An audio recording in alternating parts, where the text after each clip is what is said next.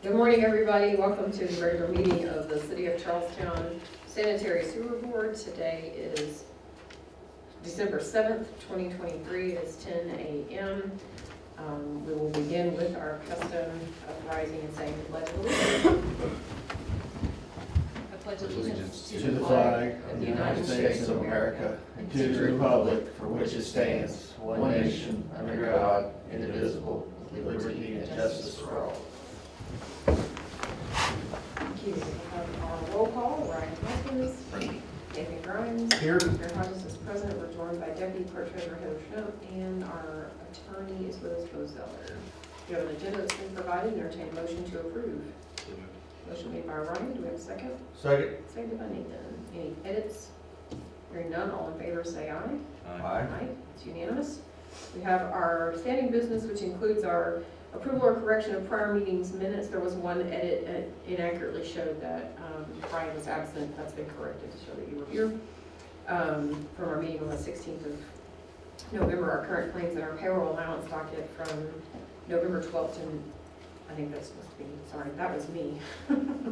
December 2nd, not November 2nd. Not going backwards in time. Entertain a motion to approve. A motion by Ryan. Second by Nathan. Any other questions or edits? Hearing none, all in favor say aye. Aye. That's unanimous. Don't see anybody signed up for public comment, although Paul said in the back with that potato candy is going to be a problem. No old business, just moving on to our regular reports. So Tim, call you up for our operator report. Good morning. Good morning. I have a few items for a couple of informational items for the board this morning, and then one request. I will start out by pointing out I did not get the last October monthly meeting to the board. I wanted to present that today. For the sake of sounding like a broken record, it's a good broken record.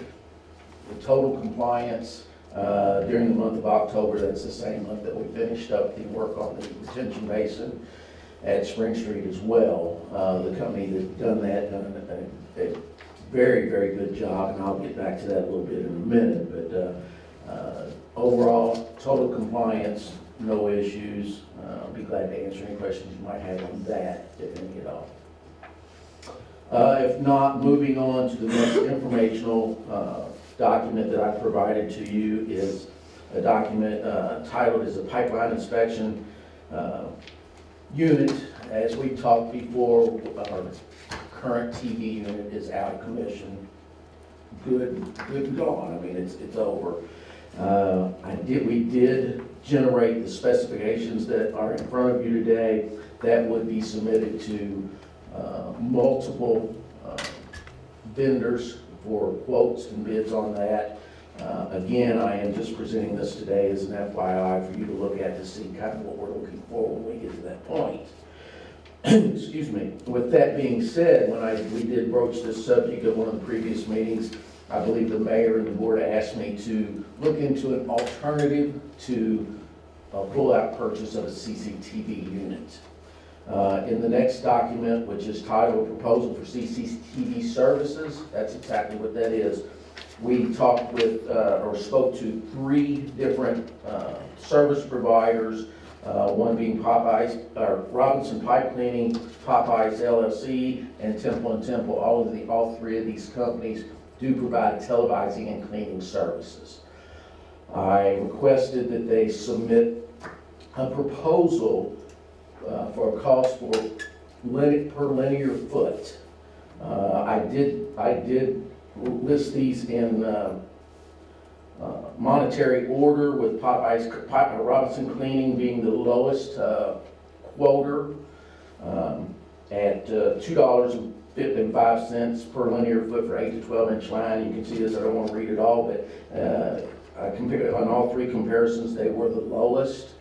If you turn to the second page, the first project that we would look at with this particular a service provider is the 5,300 feet of 15 inch to 12 inch, which runs, the 15 inch runs up Market Street, turns to 12 over on Basham, and then goes up to, I don't remember the cross street, but it goes to the end of Basham. The quoted prices would be for that particular unit, because it falls within the 8 to 12 inch line, except for the 15. The total price for Robinson was $11,687, and so on to where Pipe Eyes was $16,183, Temple was $26,500.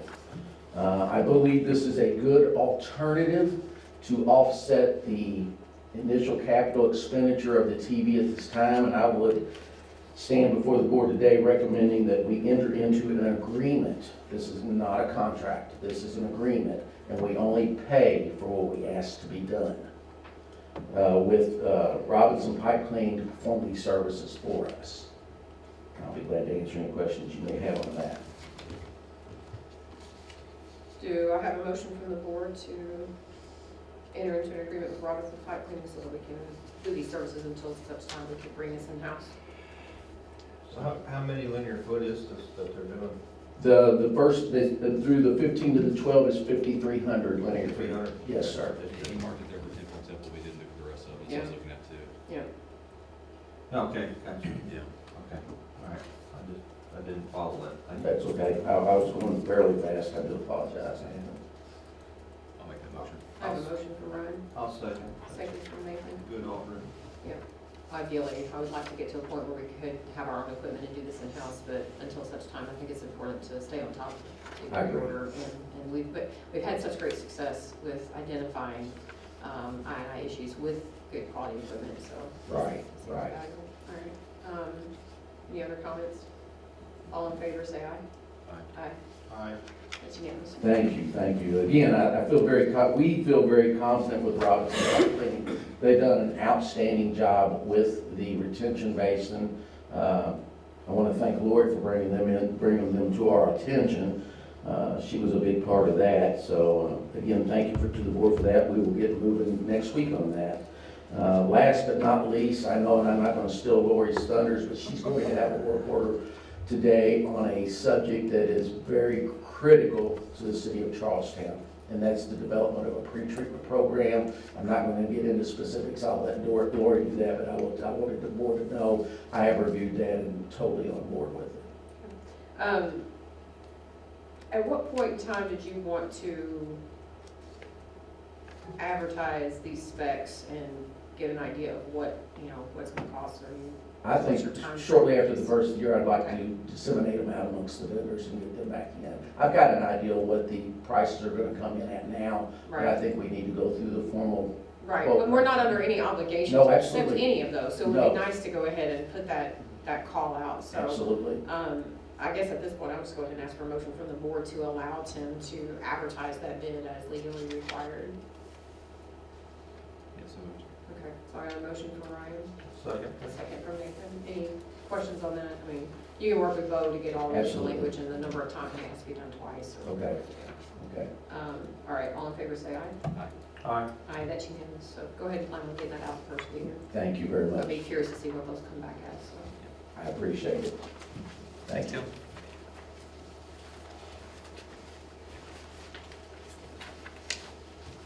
Okay, Lori White from JTO. I will start where Tim left off. So the work order for the pre-treatment program has been a topic of discussion that Tim has been really on top of, and given the conversations that have been had with various entities wanting to come into River Ridge, it is important for Charlestown to continue to be competitive, as well as to be able to enforce any potential issues that would come up as these new entities come in that would potentially disrupt the new treatment plant. That's the overall goal now, is protecting the new asset that you all are going to have. And this is a key way to do that.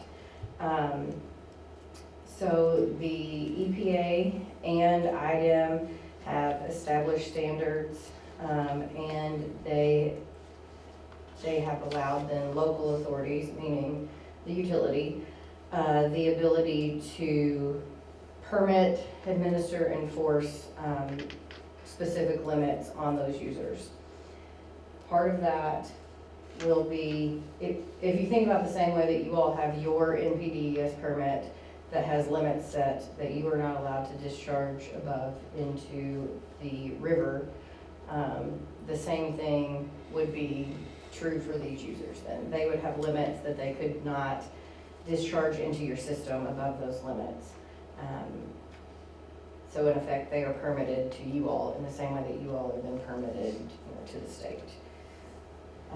So in order to do that, we've sat down and gone over with Tim and his staff some different tasks that we'll be able to do and help with. That will include the authoring of an ordinance that then we would have to obviously send to Bo for legal review, and that would also then have to be approved by the city council, so there will be various steps there. But ultimately that will give you the ability to govern these entities as they come in, which has been a question every time we've met with them, is Right. what are your limits? What are your limits? And we've kind of given them general limits thus far, so that, we have an idea of what they need to be, but this will distinctly develop those and make those enforceable. Any questions about all of this?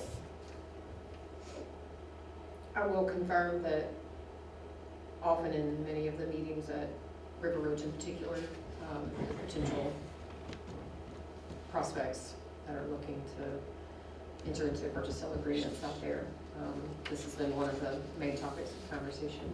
Is, what are limits? And there have been times where we have had to say, well, we can't meet that. And it's kind of like an original with our capacity. It hasn't held us back. There haven't been projects that I can point to that turned down River Ridge because we couldn't meet it, but we always will have to say, well, we'll have that in place before you come. And so I think going ahead with this and having it in place so that when we do have those meetings out there, we can say it's ready to go is appropriate for this time. This is also part of the agreed order, Adam? It is, well, and it's not part of the agreed order per se, but I think for the functioning of our plant with what's coming in at River Ridge with the potential for the developments at River Ridge, Yeah. we need I this. understand that Yeah. could be producing cost Right, advantage or. right. But we don't want it to throw our facility out of Right, right. compliance for sure. So I think it's a preventative step towards that. And it also then kind of sets up the opportunity to establish in the future that industrial user rate versus, which is again, another point that has come up several times in the meetings at River Ridge. They want to know how much they're going to have to pay, right? That's always a concern. What's the money? And right now, all we can tell them is the residential rate, because that is all that the city has.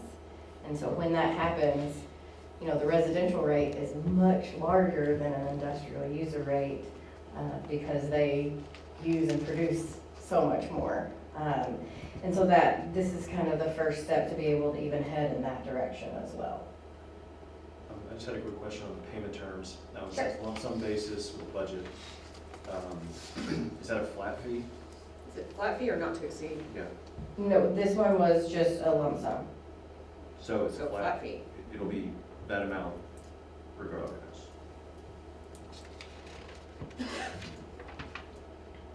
I would just ask the board, just so I can review this compared to the general services to subject to legal review. I was gonna ask if you had seen this.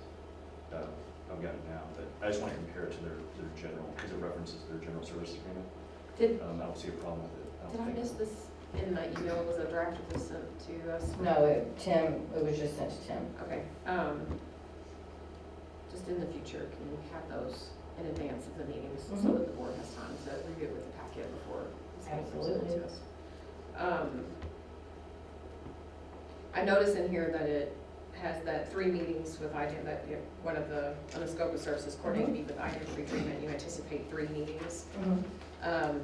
Is there room to make this a not to exceed amount? Do you anticipate that 3 meetings will be required, or would there be a potential for reduction if only 1 meeting is required? there's going to have to be. There will have Like to be three. we said, as we've talked with Tim and as we've talked through the process, what's going to be, there will have to be a pre-meeting with IDEM, an interim review, and then a final review. So there will be at least 3 meetings. For the board's perspective on this, since JTL has our construction inspection agreement for the water reclamation facility, I have told Tim that I think it's appropriate to have them look at pretreatment and industrial rate ordinances because they have a direct impact on the plan. So I did ask for this, just hadn't seen it yet. So I guess we could entertain a motion to approve pending final legal review. Pending legal review, I'll make that motion. Okay, I have a motion from Ryan, Second. second from Nathan. Any additional questions? Hearing none, all in favor say aye. Aye. Aye. That's unanimous. And then as far as regular updates go, again with the treatment plant, the latest update, because I just heard this from Jim, actually, he texted me after I walked in, and he said that the aeration basin slab should be completed this week. So if you get a chance to You get didn't over save there. any concrete for anybody else today, I want you to Yeah, We that's a lot of tried. concrete. know. Concrete But you're gonna plant have a was great shut down. treatment plant, it's gonna be great. And the blasting should also be complete this week. That was one of the things that we have been working with Tim and Bo on, was making sure that the blasting remained in compliance standards, and working with the neighboring apartments there to address any concerns. Great, So that's done. great. Perfect. As far as anything else goes, the next quarterly report for IDEM is due, I guess that will be December 16th, 15 days before the end of the month. So we're hoping that with this one, we will be able to turn those reports over to Tim to author and then us review for a little bit, and then we'll be able to transition all the way. Wonderful. The Indian American discharge, everything was tested. There was a failure point at the clean out.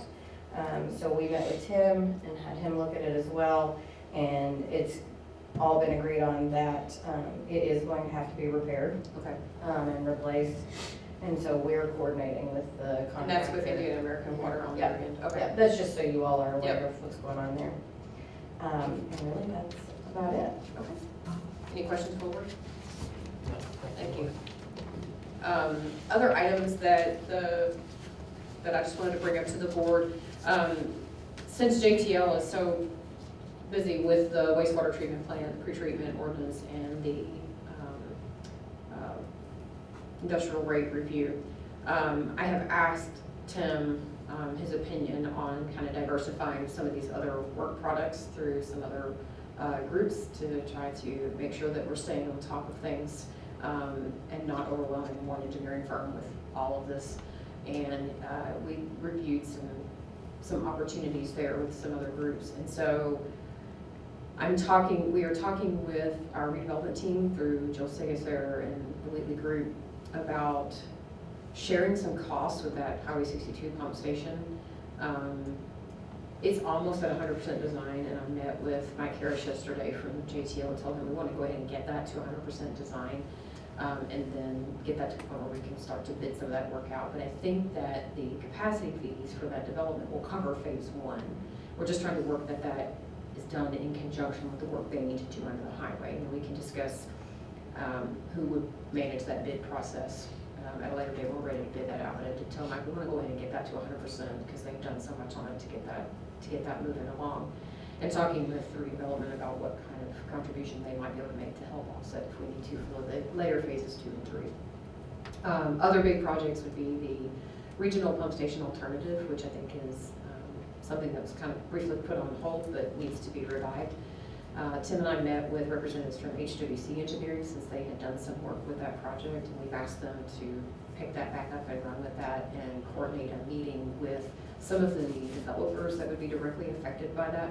There are about 3 that would be directly affected by a regional pump station, and to have conversations about how we can move forward with that. Also with redevelopment commission feedback on that one as well.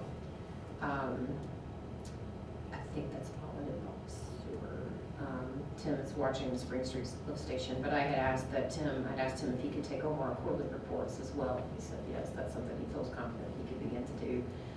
JTL will continue to administer the grant portion of what we have to do through our first round of READY grants though. So the reports that are due monthly to River Hills as a part of, since all of our READY money went the first round to wastewater, Lori and Kayla do a really good job of providing that monthly report to River Hills, and they'll continue to do that for us. So this is kind of an update from those bigger projects we've been looking at.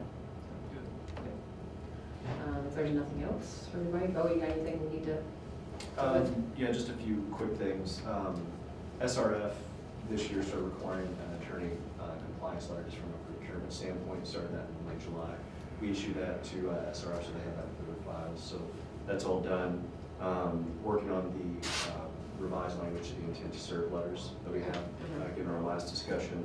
And as Lori mentioned, worked with Tim and JTO on blasting logistics, neighboring property owners. So all good there. That's it. If there's nothing else, I would entertain a motion to adjourn. Make that motion. I have a motion by Nathan, Second. seconded by Ryan. All in favor, say aye. Aye.